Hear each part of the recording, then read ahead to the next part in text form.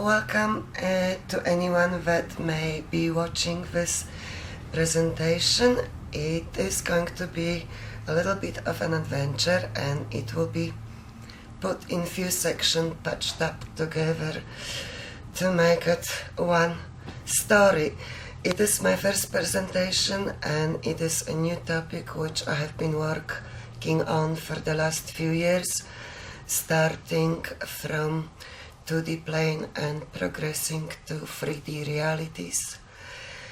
So please persevere with any glitches, and please persevere with any animals that could be our background, as we're recording from the bush setting and we've got no extra props to clear up and polish up this presentation. So I'm gonna start by where the whole idea originated from, and it was Marco Rodin's basis for vortex mathematics, which I got designed from him, and a little bit of explanation at what stage the discoveries were being developed from this new understanding. There is two circuits running in a circle 1, 2, 4, 8, 7, 5 and 3, 9, 6. 1, 2, 4, 8, 7, 5 often is referred to as infinity symbol. What I started from originally was to put the symbol in the center and see how fractality will unfold and what would be the most compatible way of connecting the symbol in relationship of space. The first maps I called ABC. They each have slight variation how I have joined things together, and they all also branched out, creating in fractality a branching here. Our B and C's got actually a little few more patterns that we can create. A little bit expanded picture of A, and a little bit more expanded picture of our map B. The last one is a representation of A and B placed one behind another, and I've just colored it in to define the geometrical properties I believe are hidden within a little bit further. Base C became the most fascinating work for me because it opened up new possibilities. This is one of the ways that the fractal could grow in space and time, being expanded but also being able to overlap compatibly as well. The bottom two are represented a little bit in a larger scope, and what it seems very obvious that we're getting windows, sort of the space that connects the fractals together, and they are either wider or more narrow. So it will be very obvious when we get into 3D fractality, but I thought that was a very interesting aspect. Our base C created new geometry, therefore I've created new vocabulary to describe the phenomenon I perceive that it's hidden within a design. The external outline, which is in green, I would be referring as hexagene, and hexagene's property differ from regular hexagon because 3 sides are slightly longer and 3 sides are slightly shorter, yet they go very close within the golden mean proportions, which I will explain a little bit further. The inner blue outline has also got irregular hexagon, which I've named hexanon, meaning that it is a regular hex connectivity derived from configuration of 9, because it was born from vortex maths. hexagene, meaning again 6 engine capacity to move to create, so it is a flexible plate, and I will explain how its properties can be defined in 2D as well as 3D planes. At the bottom row we've got the picture which connects the numbers in groupings, meaning 1, 4, 7 and 2, 5, 8 in C configuration, and it just gives a little bit more definition how geometry lines up, and it's got the stretch and fill in space capacity. This is another picture, expanded version of the top fractal, which is filled behind the field. All of this work has been possible thanks to Darcy Robinson's and his hours of volunteering in our local village outlet, where I have access to internet and can translate my visual impressions into pen and paper and then into the computerized version, so they become more clear and more useful for applying it and working with and defining it further, which is available on a website I will link to, give a link to at the credits section.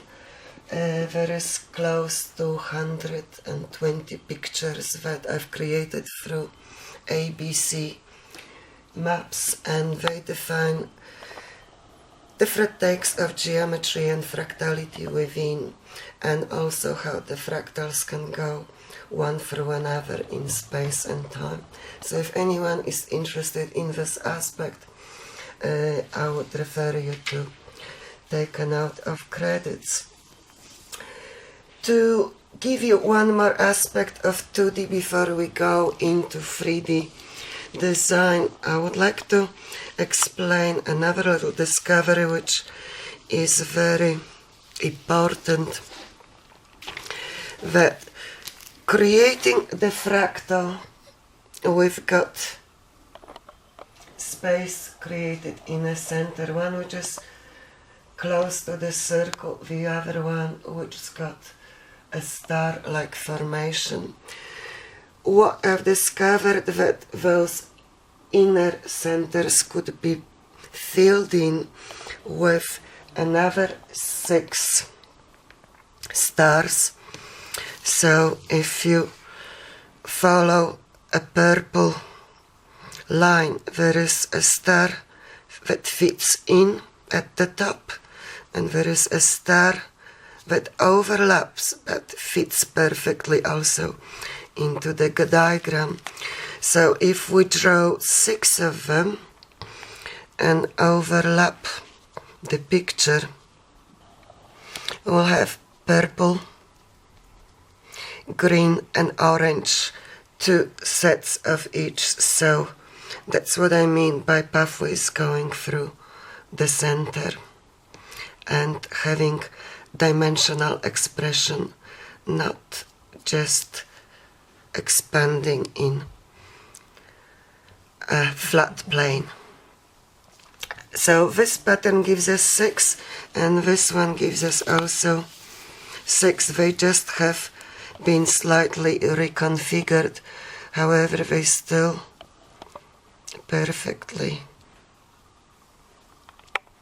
connect with one another and gives us a new property of looking into dimension. So, to move along, I would like to quickly show you another neat discovery. This is a breakdown of one side of hexagon. And when I took a pattern on from hexagon, they look very much like this. What's interesting that hexagon will fit within the hexagon. So one is a small part of the other, and it could be rotated in different direction, but it is another part of belonging. Sorry if I've done it too fast. Okay, so to move into 3D, what was very exciting that once I've started cutting out the shapes and using sticky tape to join in, the geometry basically was showing itself what's the most compatible way of joining it, and we ended up with truncated tetrahedrons and truncated octahedrons as the main two representations. What is very interesting about the pattern is that depending how we join the plates together, which I will explain on the little models. That's our hexagons, and these are our hexagons. When we line the walls face to face, depending how they are joined together, whenever it's along the long extension or a short extension, it gives us properties that will be creating either small triangular windows or big triangular windows on each truncation, at each truncation point. So they are compatible and create two shapes from one plate. This one does the same. If we flip it sideways, we're creating big and small, and rotation that goes with it as well. Okay, I got a feedback that white was a little bit glary, so I've changed the color to yellow, which might be a little bit more clear to see how it all connects together. So we've got hexagons and hexagons that work very compatibly in space and time. I'll explain how it does so in a little moment. What also happens with those shapes, that one becomes, although we've got the same walls of the same size, one becomes bigger and one smaller. And to demonstrate it, I've cut out plastic, a little bit see-through pieces, to see if, when they get connected, how much space and volume is between the walls, and how the geometry, if we lined up, I don't know how clear you can get it, lines one behind another, we get another pattern created on connective edges running through the center in all walls. It happens also when we turn from truncated tetrahedrons into truncated octahedrons. One sphere will sit comfortably inside another. We'll use those models a little bit later down the track. However, I would like to explain one more feature of this geometry that is very important and will make an obvious picture once we get into structural cluster building. So what I'm trying to demonstrate is the size difference that happens if we use a regular hexagon, and on one side we have our hexagenes and the other our hexanons, and the only thing that is constant in all of those shapes is that the length from corner to corner on each one of them is 5 centimeters across. And using this as a constant give us the different sizes in windows. If I rearrange it slightly, you will see how they actually work in scaling down model. So, almost there. We've almost created like size going up and up in incremental steps, which I thought is a good tunability point and something to take into consideration.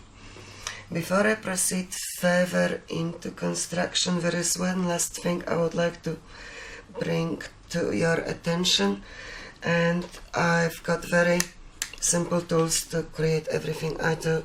However, when we use a caliper to assess if there is a golden mean ratio built into this geometry, it is very close to, and I cannot prove how close I'm finding it. Hang on, which one would be probably easier? Let's do it.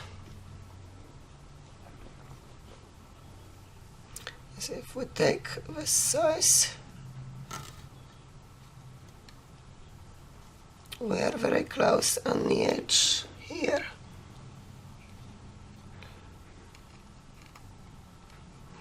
Now, if we go into this hexagene arrangement, just remember exactly how it works, but one has to be top to bottom. If I can get close enough, will give us the ratio of the connective wall measurements. And on a triangle, there is one measurement which was correlated to the height. Actually, I grabbed the bigger one. The height of the triangle itself was giving us, which one was a little adjustment maybe needed.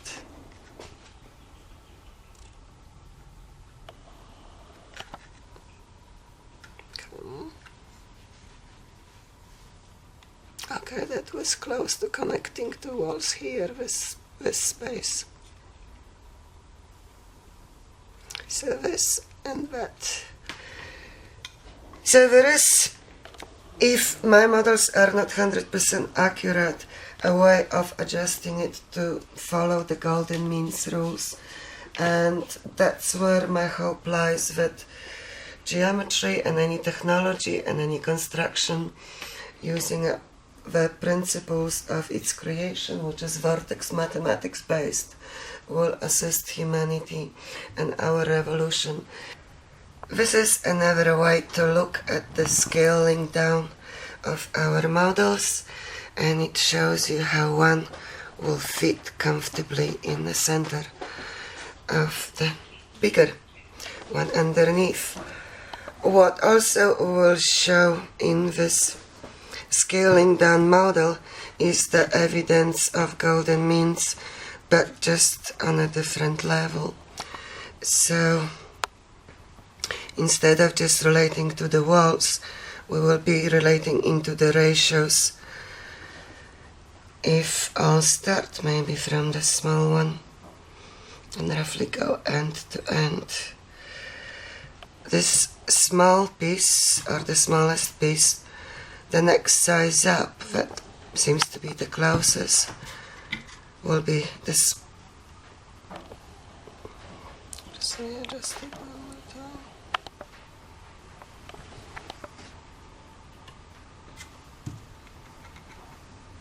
We're getting into the ratio between those two. There is also a ratio we can find across in diameter, and let me just grab another one and we'll see where it takes us. Bit of that. Steady it. Okay.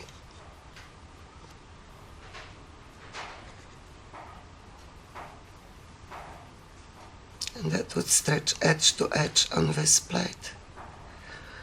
So there is few more things, and the same will be happening on the height of each triangular window. So this is one more example how compatible the whole system is whenever we talk about hexagonic or hexanomic, or both working together, as well as introducing a regular shape of hexagons. Okay, we are ready now to get into our cluster building, and with the color we'll hopefully have a much more clear picture how geometry will line up in space and time. So what we've got is some hexagonic shapes created bigger and smaller windows by rotation of connectivity. What it does for us, let's have a look how the geometry wants to assemble.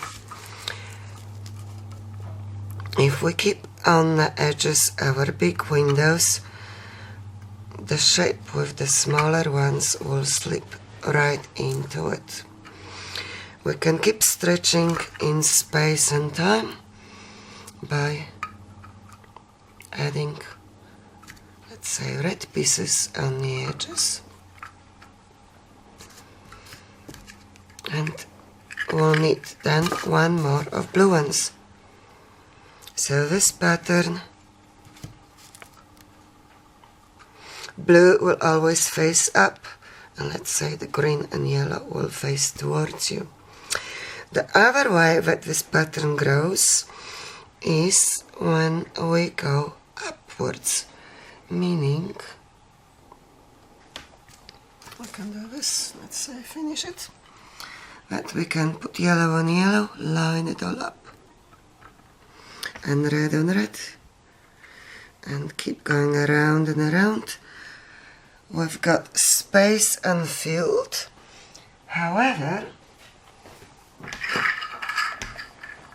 we can still make the model grow up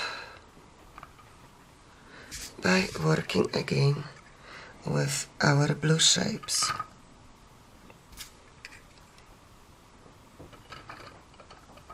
So,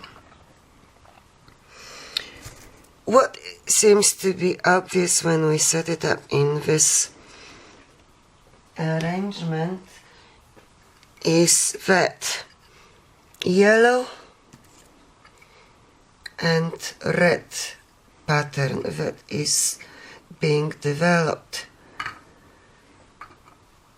are wider and more narrow, and then it will be wider if I add one more. And the same is happening to the blue one. So when the blue space narrows, the yellow space opens up.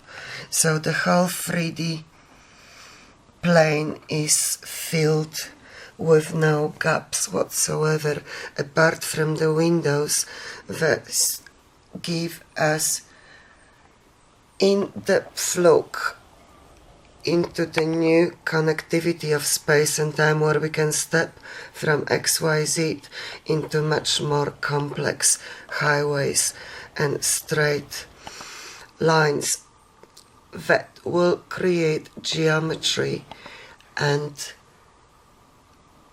fill the space-time indefinitely. I will show you a few more fractals and what I mean by that. So there is a rule: if we keep working with smaller windows and bigger windows whenever it's with hexagonic or hexagonic shapes, by alternating them, we going up and out. However, if we're using in a continuous line only small windows, we get a totally new expression of time and energy. What is happening, this side looks the same, is that the curvature starts happening when we add 20 shapes one next to another. We create a buckyball-like sphere,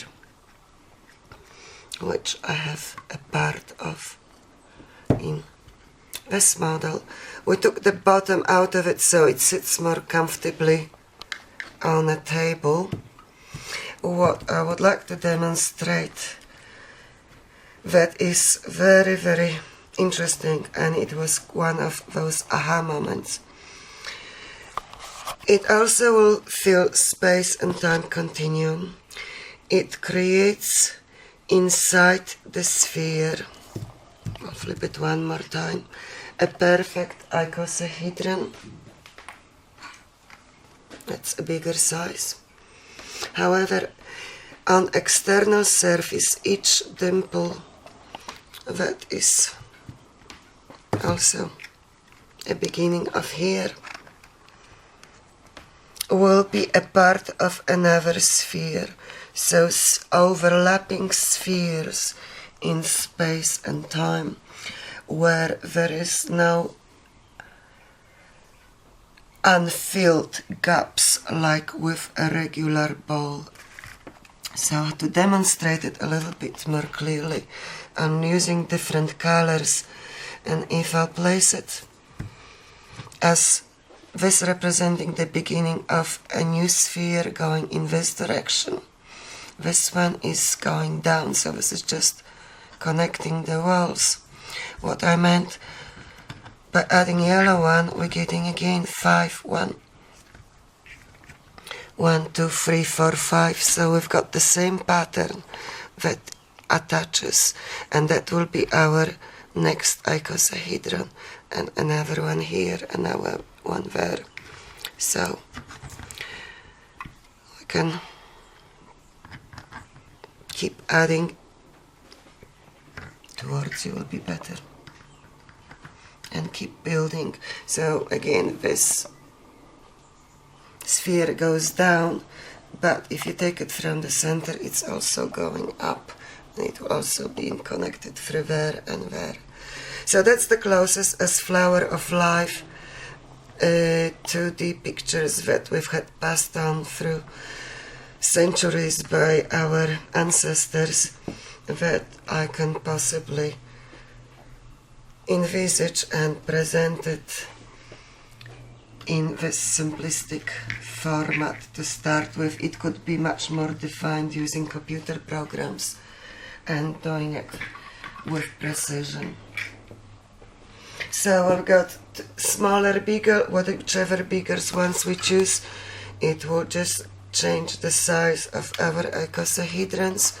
However, the topography can be mapped and could be traced out, also defining the energy currents and frequencies that will run through it.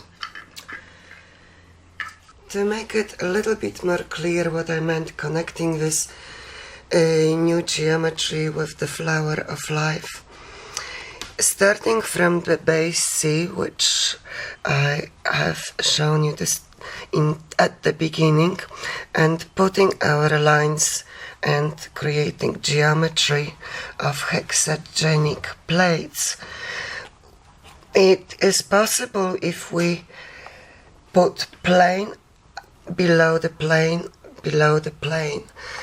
This is about 4 layers going up. It's not defined fully, it needs a couple of more rotations, but we're getting this pattern very clearly. So if that's our flower of life, this is geometry that base C allows me to create and find a grid which connects it all. Another way and perspective that I looked at, that it's derived from this layering model, is this one, and I call it a fabric of life in the probably simplistic terms. What I mean by it, I've got this irregular shape that repeats itself and is very defined pattern. What is possibly happening inside our topography here, is part of it, it's already depicted through TD. To show you a little bit another aspect of how this relates to that, I've just added one more piece, so maybe from this angle it will be more clear. We've got one sphere represented by blue, another sphere which could be represented by red, another sphere which could be represented by our white, another sphere represented by yellow, and so on and so on. So it is a layering system of space and time, and it all started from this simple image here. Just to finish off this first section, these are a few models that would simplify our explanation, but we've got bigger and smaller windows, and I will just rotate the models so you can see how it lines up.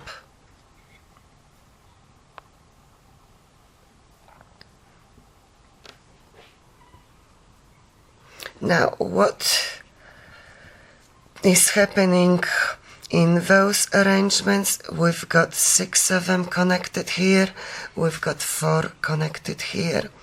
However, that's just a repeat. They could be added one on top of another, and we can create this configuration.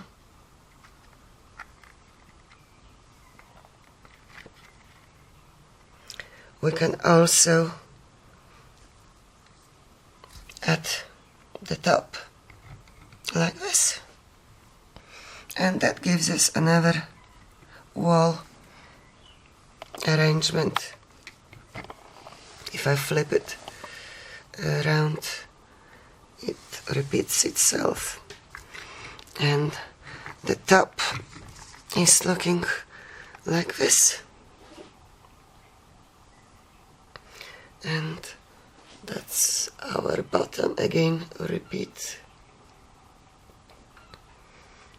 So what I've discovered, that if we keep building the models in this way, we can use our walls to define the properties of fractality even further. This is one way to arrange it. There is one more flip we can do, which is separate the two and put them on its side. If I find the right way to fit it, and we're creating slightly different but also very compatible 3D structure.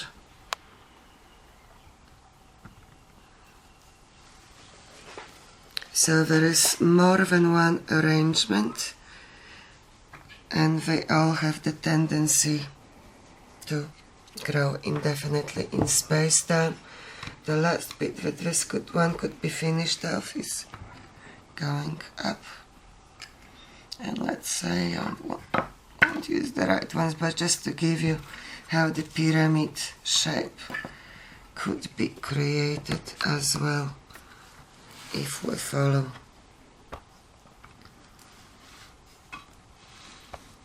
our miniature shapes. Next step, which I'm gonna change the background to make it a little bit more clear, I'm gonna explain what happens when we combine our tetrahedrons with octahedrons that have been truncated.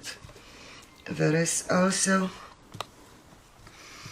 an affinity of big, small, compatible connections. That's a bit better. So, what I mean by that, we can just line it up. They will happily grow within a window group. So small windows in triangles and squares, and bigger ones will be compatible in cluster formation. And the way the clusters would work, again, if I'll use the central one, the sides are perfectly fitting. We can also create a miniature pyramid. We can add the same design and stick it from underneath, so we get the base of another upright formation. So we can work whichever way we want with this fractality. Okay, another aspect of this is how we can stretch it into new formation, which is next size up, where again octahedral and tetrahedral shapes work very compatibly and fill space and time. We can keep building on top of it.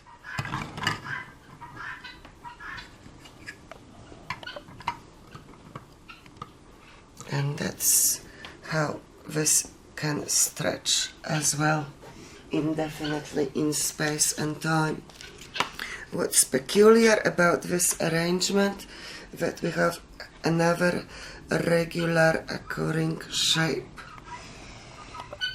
that connects the pattern in space and time, and there is two sections to it. They do work in two different combinations. What I mean by that is, if we change our model and simplify it a little bit, so we've got 3 and 3, one on the bottom. We've got equilateral triangles mixed with squares, which line in the center. That's a repeat of the same model. So we'll get 2 of them. If I'll connect the center along the triangles, touching triangles, and square touching squares, that's only one possibility. Another way, and the model will demonstrate how compatible the flip is, we can do this when it will be alternated triangle, square on the walls. So what's happening inside, if I'll put it upside down, let's do this one. They can sit comfortably like this, and that will be 1 formation, but it could also be flipped.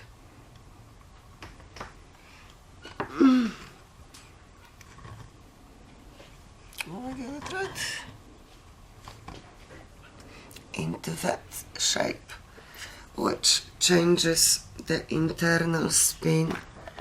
The flip at the moment is like this. So it is a regulating energetic construction that might have various applications in the future. I'll just show you one aspect of it. I'm trying to flip the formula, how perfectly it all lines up in space and time. So both positions are appropriate. They would just give us different outcomes. To cover the last relationship section, we're gonna look at how our octahedral shapes work together. And I'm gonna just say thank you for all the 3D printing that Ian Armstrong has done for me in Lismore. Without this help, doing it all by hand would have been just a nightmare. And adding color to the shapes makes my explanation and journey a little bit easier, and I hope the same will be for you as well. So let's break it up, how the octahedral shapes, truncated hexagon and hexagenes, will work in space and time. One variant here that's important, we've got compatibility between bigger and smaller shapes, meaning connecting it on longer or shorter edge. And there is a twist that will be created, meaning that this window and this window and this window give new properties of space and dimension. What it also means that when we grow the structure indefinitely in space and time, we'll end up with something much more significant. And let's have a look at this cluster. It's just the multiple numbers of interlock small and big pieces. What's happening here, if I start rotating it slowly, you will see there is multiple planes that will line up indefinitely, so it can grow and grow whichever way you will be adding the pieces, left, right, top, bottom. It's got its own grid. I'm gonna just flip it from the other side because I have to hold two pieces, they're not all connected yet, so you can see the bottom, how it is differentiated, and the spaces that are still vacant will have bigger windows interconnected. So it is another shape that could be derived but connects space and time indefinitely and could be scaled down or up. What is very definitely not a compatible way of connecting those shapes is when we do one size and try and go around in the same fashion. We end up with the spaces which are just not filling the space continuously. So this arrangement is lacking the properties of the previous ones that we've discussed. Okay, what we can move into next is just another look at this fractal from the side. If you see that it's either, I believe it was called cuboctahedron, and the other shape I have not been able to find geometrical name for it yet, but it's in the center when we join the two together, but on external walls it will create a grid as well. So I can feel it in this shape, the beginning of another one, and beginning of another one, and so forth. So that's another peculiarity about this topography, and how it has its own mind. It tells you what to do, you cannot go around. It's just creating right geometry, and it's all unfolds in front of your eyes. This is one of the possible models to build a livable architecture. Possibly I will try to experiment with this design in miniature first, but if you can imagine that this side will be filled with the glass, so the space is closed in by glass when the opening appears. Those could be panels used either for windows or doors, and the section at the top could be used as a small balcony terrace type arrangement. The top may be either just flat as is with the big window, or we can do the twist and use the same hexanomic plate but scale it down, so it gives us a little bit more elegant feature and energetically different properties because it changes the spin. To dress it up a little bit more and explain how we can incorporate our walls also to possibly light entry points into the interior of the structure. So I've just painted in color a possible window panels that could add up extra brightness without intrusive heat and extreme sun.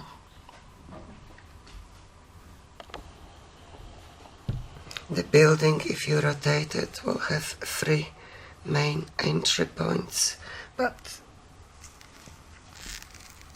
that's more clear one to see how you can walk all the way around and right through into the central section, where I envisage a garden, self-sustained type arrangement possible to create with the environment access to the living light on 3 sides, plus the light that enters from the bottom.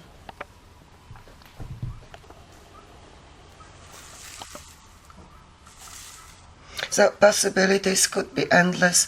There could be modules and clusters of buildings like that, where you placed a number of them and interconnect to create little colonies or spaces of various needs. One could serve separately as a separate room just on its own.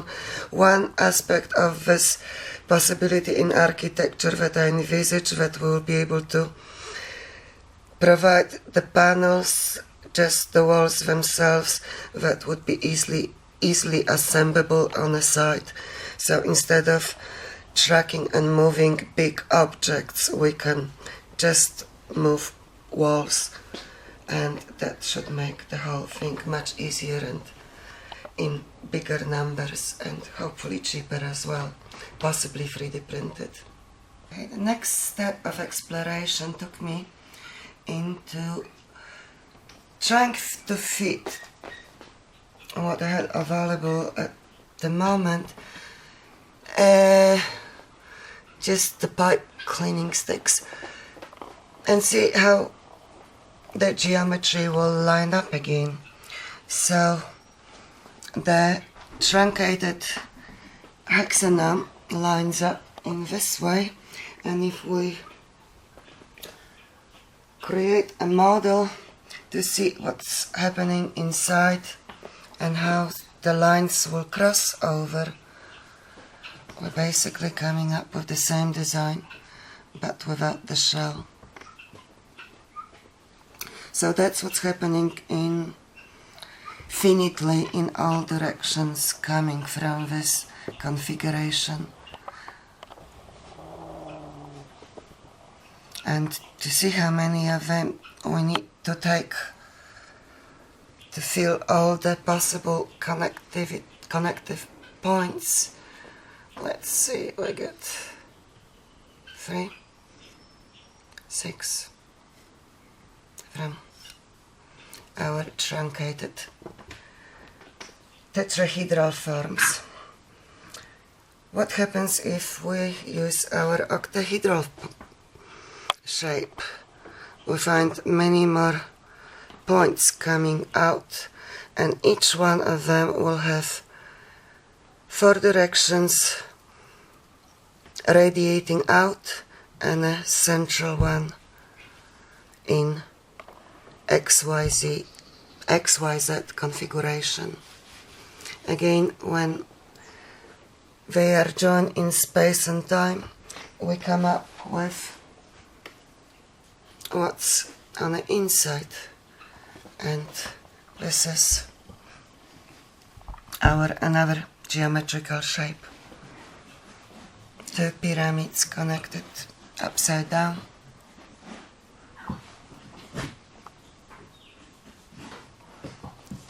And 5 points from each corner radiating out. So let's check how many of those straight lines we need to draw to create to connect all the points. And if we go, how many cross pieces represented by blue, and then we end up with the pink ones in representing XYZ. So I've got XYZ 3, and you can trust me, it's 12 of them, but we come with the number 15 to create that configuration. What is quite unique about, and probably very important and significant about those cross points and how the energy flows through, which I'll demonstrate lastly with the use of pendulum, is that depending on the size of the window and the numbers of the currents running through it, we can modulate the vibration and the size of the current. And we have between hexanomic and hexagenic and regular hex arrangements, hexagons, because those forms could be created from regular hexagons. If you can imagine that this one would fit comfortably into the small one or 3 of them, like here. But if we go into the bigger window, the space and the size of the waveform will change into much bigger. So that's that tunability as the aspect that I believe is present in this geometry. It flopped now, but I think you got the point. So what's also very interesting about this, and I would have to spend too much time at the moment and will try to do specific drawings and animate it on a computer program. However, let's reduce it a little bit to simplify.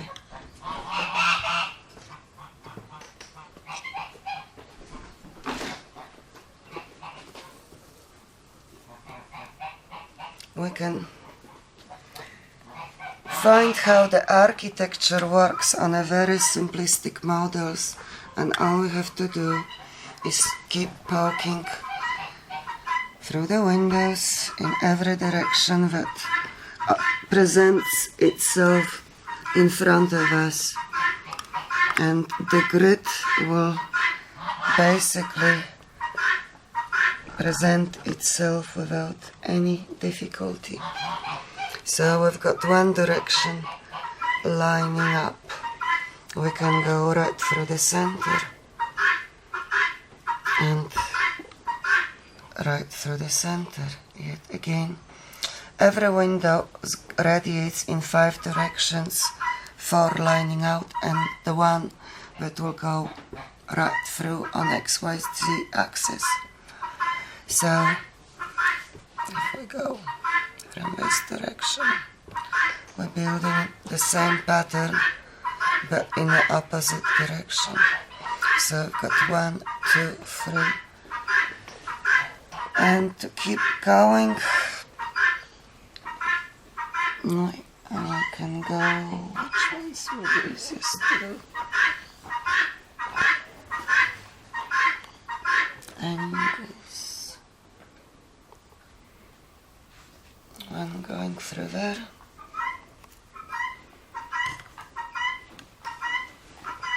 And one going through there. So that's another plane of direction, and we can repeat the same process in the opposite direction, which would line up perfectly.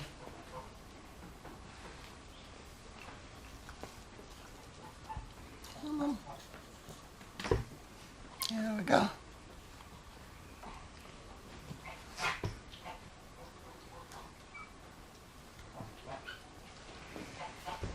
So by using different colors we can work out eventually, which at the moment there is not enough time because the sun is going down. That gives you hopefully enough indication of how to work it out for yourself. That those windows are quite meaningful and they will represent a part of the knowledge that goes with this architecture and will be measurable, I believe, by the means we have today in our scientific world. Just a quick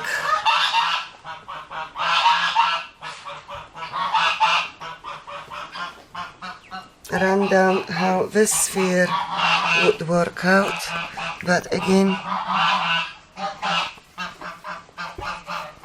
I can poke through 5, all the way down,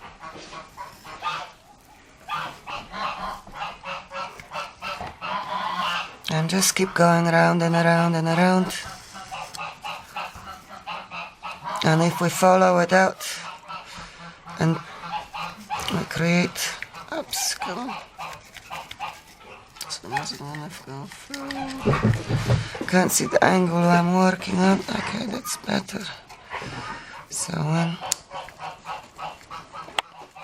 come on, 2. I'll just finish this one to demonstrate the point again. Upsy. Oh, hey! Tak! My dogs and all the animals are waiting to be fed. Shush! So, the last one, which is very quickly and very easy one, but demonstrate the triangular possibilities, would be again going. Which model was the easiest one to demonstrate? Just let me see. Probably this one, just to save on time. But let's see what happened. Okay, this one, the top one, will be, of course, a little teepee at the very top. However, when we start filling up and making tippies in each window, you'll see that there is again a very unique pattern that interlocks the whole construction on the outside and right through the center. I've got 1, 2, 3. So we need one more here, which will go in this direction. Oopsie. Oops. Radiating out. I believe different fractals will have completely different applications, and the number of applications are enormous.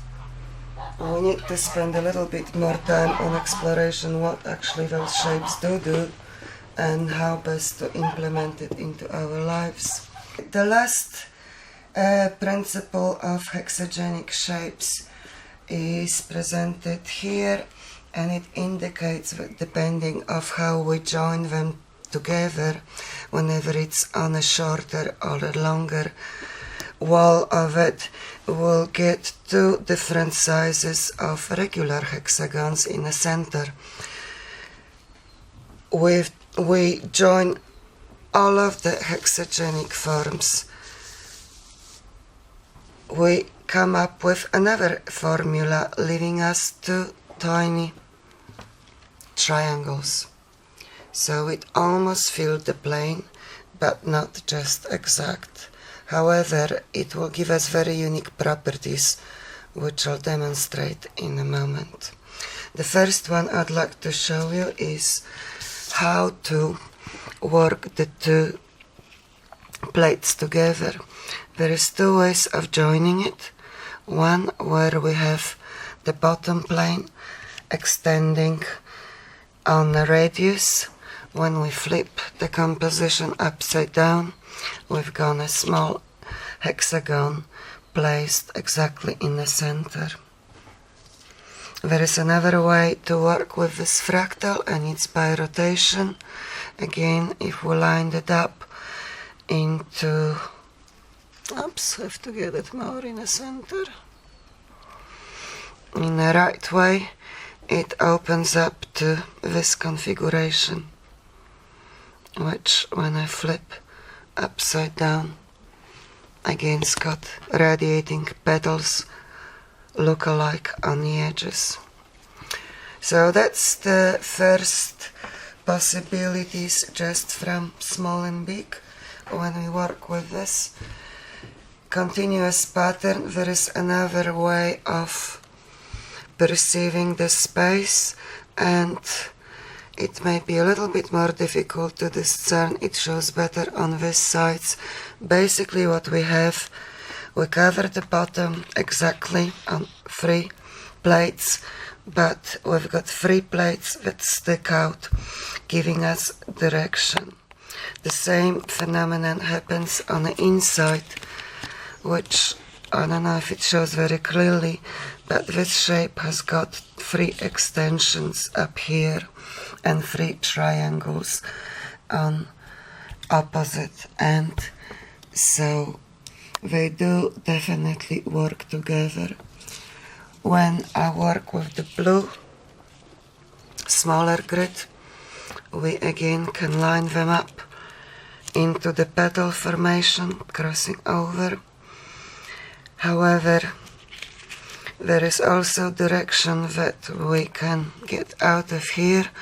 Again, if I line it up properly, the same phenomenon follows up. 3 plates are lined up perfectly, while the other 3 gives us direction. When we flip it over, less visible.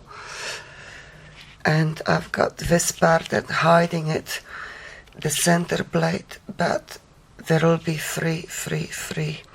So it's kind of extra large hexagenic plane.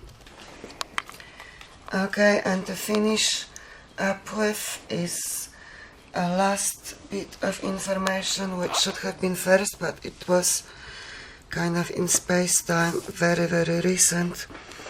It's very damaged by now, piece of beautiful, but it used to be object, glass object.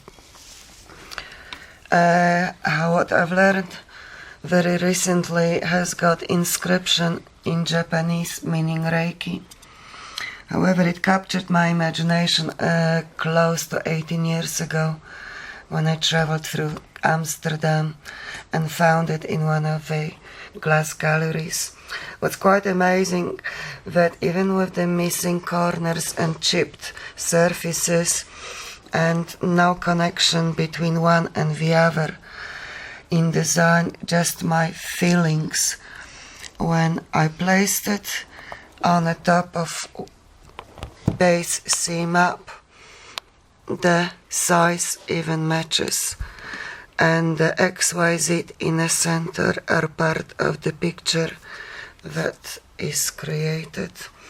So another shape and another geometry worth exploring is this angle, which I do not have printed or in paper form yet, but I believe it's very unique and need to be explored further. To conclude, I would like to say again thank you to all the people that assisted in making this process and journey possible. That would be Marco Roden and of course the Marco Roden group, which has been a great inspiration, although each one has took this sort of knowledge and exploration in their own unique direction. This is what captured my imagination, and I would like to continue to explore further and further. This is a following day, and to finish this presentation, I would like to demonstrate how the shape affects the pendulum and what we get out from this little experimentation. As I've learned from other teachers that magnetic field could be also looked like energy in a circle or matter. Magnetic field in line basically would translate to energy. As this topography of shapes creates vorticity, it is a spin path geometry of space and time continuum. And now what we're gonna do is place the pendulum above the shapes one at a time to see the different reaction that it will have on its behavior. So let's start from this one in the beginning, and the question I'm asking in my mind or aloud will be, I'd like to see the energy pattern that's created by the shape of this object. And the tetrahedral shapes would always go into the clockwise spin. And because I've tested it over and over, it's very accurate answer. And the spin, as you can see, it's quite wide and easy flowing. When we change the shape and place it this way, I will demonstrate what happens on each window end. So if we place it close in the proximity, we'll see that instead of clockwise or anti-clockwise spin, it's push-pull. It's a straight line, and it will be the same pattern on all three sides. Now the size and configuration, whenever it's hexanomic or hexagenic plate that the shape comes out of, still have the same vortex. What determines it is the shape that we create. So how many walls would be needed to build the whole construction. So let's see how octahedral forms behave. So again, placing it at the center and on the top of the configuration, the spin starts to go into clockwise motion, and it will increase gradually, going into very smooth flow. When I'll check the same sphere but from the side position, probably do it, this will be easier. The same pull and push. And that's what demonstrates, that's what's happening in each window. That's what seems to be lining up the grid in all directions and in compatible manner. The interesting bit is with this one, when we place it on the window itself and look at it from top view, there is no spin. And it's very faintly detectable, maybe by the viewer. However, there is a faint movement on the chain itself, and I can sense that the energy is going kind of up and down. So I call it a still point. Okay, the same phenomena happens with a bigger size. And this morning discovery, when I was placing my toys, as I call them, on the table, I looked at this one because it's got aligned pathways, and as you'll see, there is no spin. This unfinished icosahedron just radiates in all directions, so this one will again push and pull in straight line. So, this is a multitude of those little bits which we explained earlier.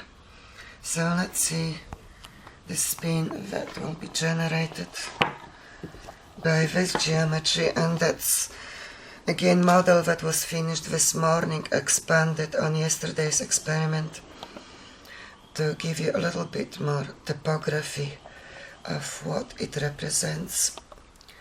Okay, so we're asking again for the spin of this geometry and it goes into the clockwise spin, and very quickly it just picks up on the momentum, and from the feeling that I've got in my hand, the spin is very strong in this configuration.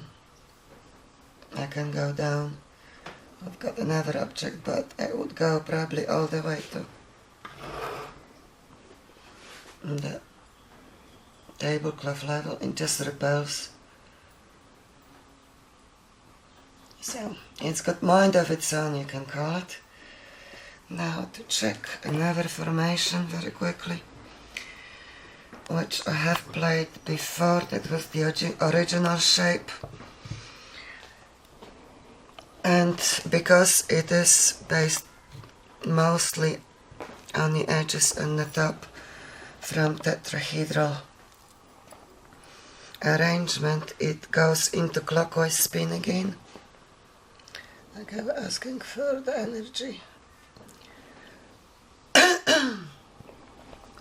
So again, it goes clockwise and picks up momentum very rapidly. I can place it all the way down, and again it will go into very rapid and very accelerated motion. So the more we expand in size, starting from this to that, going bigger, the same formula of energy follows, and I do it somewhere so I don't get the heat. So okay, energy place. So I'm getting into the small one, just generated above it. And I can keep lowering my hand down, and the pendulum will not touch any of the sides. Okay. Now to move to a new formation which I have not checked before, so we're gonna see what comes from this geometry and at this angle. So again, I'm asking for the basic geometry.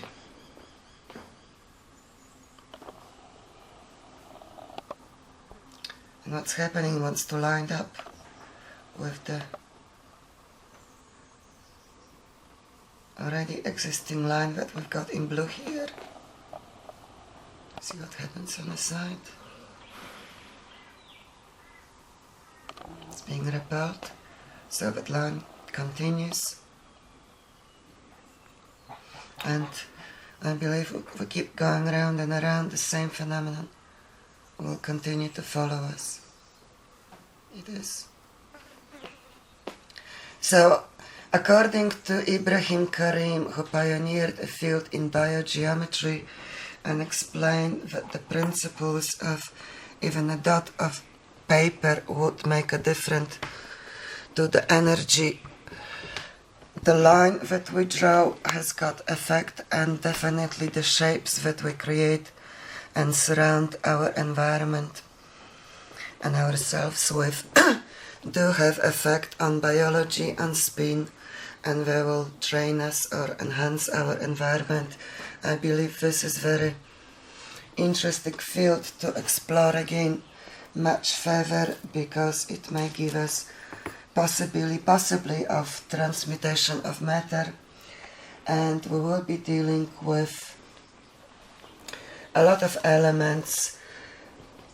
Going to my little shortcut: fire, air, water, earth, and tetrahedral, octahedral, icosahedral templates are relating to nitrogen, oxygen, hydrogen, spirit, mind, emotion, sight, hearing, taste, human, animal, plant. So my big hope is we will explore it in very detailed. The teachers and books that have inspired me on a journey, as I've mentioned, is Ibrahim Karim's Back to the Future for the Mankind and A New Sacred Geometry by Frank Chester, and an old book which just came into my life with Dan Winter's Understanding of Alphabet of the Heart. So that's quite an old issue. However, we all deal with energies, they all deal with the planes of our reality, seen and unseen as yet. Okay, as we do have few samples of possible clusters, not even fully finished, and look inside into it, let's take the opportunity and see what icosahedron would do for us. Half open sphere. So half open sphere wants to go into the clockwise motion. If you remember, on the sides we were getting straight lines lining up in the center. Now, just to finish this little segment off, I'm very curious to see what this switch of rotation will mean for our geometry. So let's find out. And a little bit of a chorus from outside. Shush. Okay. So in this position, asking for a spin generated. There seems to be no spin, it's like a still point. Again, the energy is channeling upwards. Okay, if we change this to another rotation, see if it makes any difference and effect from that. generation, spin generation. And yeah, it does affect the spin or the energy expression of the configuration. So when I was demonstrating to you guys that we can place it into positions which are both compatible, the difference that they make in space and time is that they either still or spin. So that was a good final demonstration on the shapes we've created. And the same clockwise spin, this is a piece of shine and it has been tested scientifically to be that precise mathematical backable inner grid. It's good and compatible with the human biological fields, and of course it goes into very smooth clockwise field. The same phenomenon is observed on all the sacred geometry objects, including just the hedron, which is on my side, as well as the pyramids. I have taken apart our truncated hexagenes, and you can see that the difference is not enormous if you look at it from the side. Our windows definitely show that there is a change here. What I would like to demonstrate, having a clear wall, is the vortex that is happening on the inside of truncated forms. So, to look into our tetrahedral shape, we've determined that the spin from the top position has always clockwise direction. What I'm gonna look now is what's actually happening when we lower the pendulum and look at what's happening in the center. So the center wants to follow in clockwise vortex. However, if there is a clockwise vortex, there also has to be an anti-clockwise. And I've discovered where it's located. We have to flip it upside down. So the vortex was coming clockwise from the other side, and our anti-clockwise spin just starts from here. What it also tells me that when we keep connecting and building our clusters, that's another way that the energy will lock it and keep it together and yet be very compatible, and spin will be contained within the shape that we will be using. There is an interesting aspect that I've found from this topography, and as you remember, it was two pyramids, one facing another. So if I'll go very slowly on top, we've had our clockwise spin. However, if I'll just steady it and go all the way to the bottom first and see where is the energy flowing. Okay, so the bottom part of octahedral shapes has got anti-clockwise spin. However, if I go more towards the top, I'm just about roughly 3/4 up, I've got the clockwise spin. So we've got two spins within one sphere, clockwise and anti-clockwise, happening at the same time. The windows always push and pull on all of them. However, when joined together with another piece on a side and another on a side, that differentiate the grid pattern much further, and it makes it even more complex. However, it is a very harmonious pattern. So that's where the negative spin is found. Now, applications that I have already taken on board and intuitively decided to use around my own environment and where my friends, trusted friends, or local center in Drake is located, to placing our shapes, and I'm using truncated tetrahedral shapes on top of the meter box, on top of the inverter, on top of computer, mobile phone, or any other electrical appliance. What it does, it changes the spin from anti-clockwise to clockwise, making it compatible with our biology. So what I've discovered, if I put it on my inverter, the line that distributes electricity into my laptop or my light is also affected by the spin, and they all go into clockwise. So we don't need to put that on every individual object, it will affect the whole household.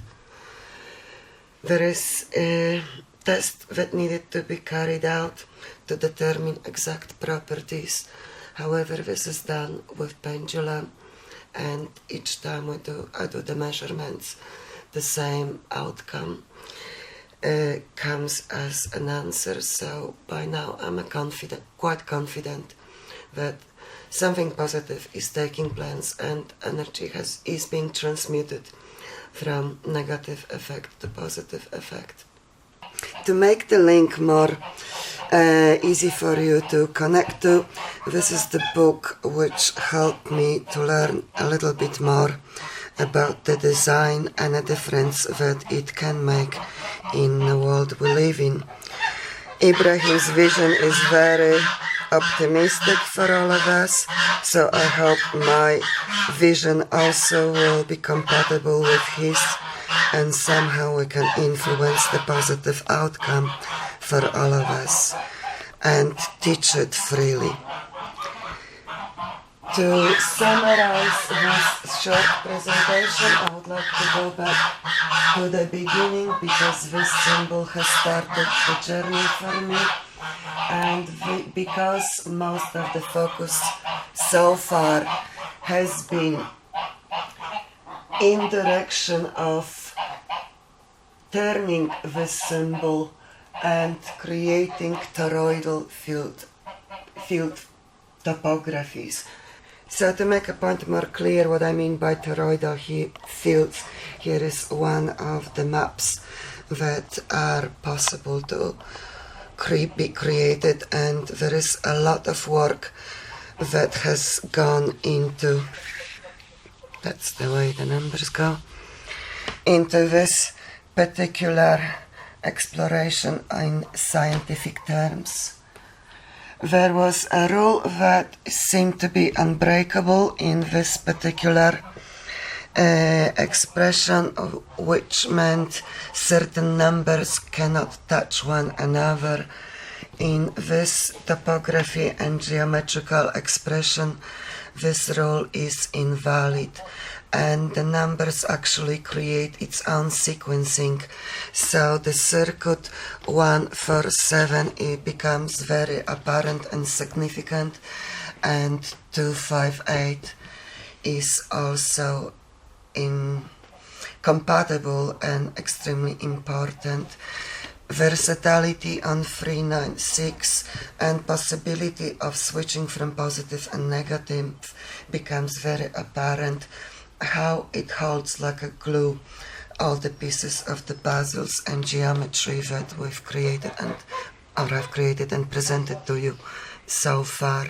So different rules for different purposes, and there is going to be a little bit more effort on my behalf and with your help as well to take it further and create the formulas and further mathematical language to keep exploring this field because it is exciting, it is hopefully new and worth further pursuit in understanding.